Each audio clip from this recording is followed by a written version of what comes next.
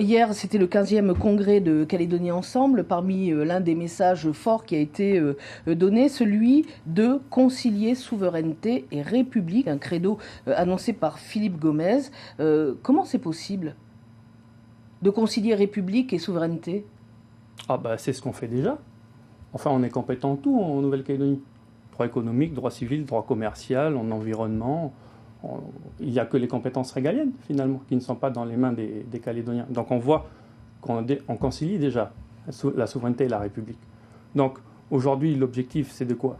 C'est de calédoniser ces compétences régaliennes. Ce n'est pas de les transférer. La justice, on ne veut pas la transférer à la Nouvelle-Calédonie. Ça doit toujours dépendre de l'État, avec des financements de l'État. Mais est-ce qu'on ne peut pas avoir des juges calédoniens, Nathalie Délé? On est des gens compétents, on a une jeunesse qui travaille, qui est diplômée, on doit avoir des juges. Pareil pour les gendarmes. Y a-t-il assez de gendarmes calédoniens? Je ne le pense pas.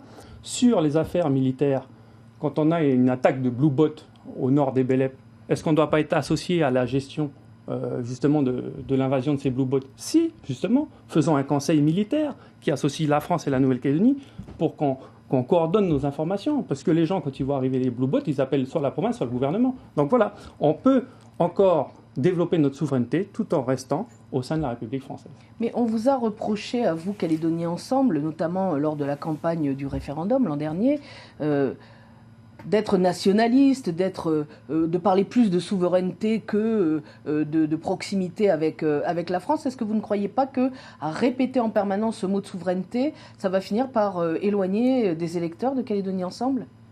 Non, mais c'est le même reproche qu'on nous fait lorsqu'on discute avec les indépendantistes.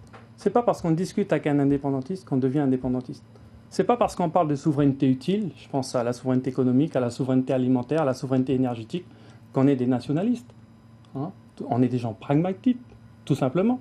La souveraineté économique, c'est comment nous rendre moins dépendants des aides extérieures. La souveraineté alimentaire, c'est comment moins importer de produits alimentaires et développer la production locale. La souveraineté énergétique, c'est comment ne plus importer ces 70 milliards d'énergie fossile et produire l'électricité avec le vent, le soleil et l'eau du pays. C'est ça les souverainetés dont on parle à Calédonie Ensemble. C'est pas le reste. La souveraineté politique, on a toujours affirmé, et c'est dans notre titre de campagne, c'est à la première page de notre programme, Calédoniens ensemble pour un avenir dans la paix aux couleurs de la France.